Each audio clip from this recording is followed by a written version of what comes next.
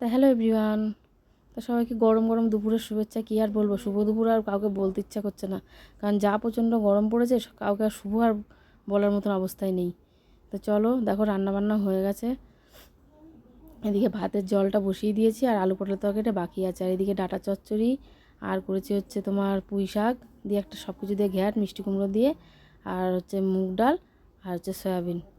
তো এই হলো আজকে রান্নাবান্না। আর বেশি কিছু রান্না করতে একদমই ভালো লাগছে না, খেতেই ভালো লাগে না, শুধু মনে হচ্ছে জল খেয়ে থাকি।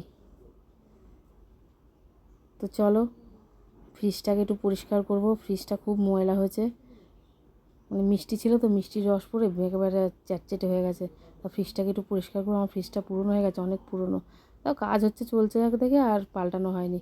তা পাল্টাবো আর 2-1 মাস গেলে পরেই ফ্রিজটার ব্যবস্থা করবো। একটা নতুন ফ্রিজ কেনার ইচ্ছা আছে। তো চলো আজ এই অবধি, আবারও দেখা হবে নেক্সট ভিডিওতে। সকলে খুব ভালো থেকো।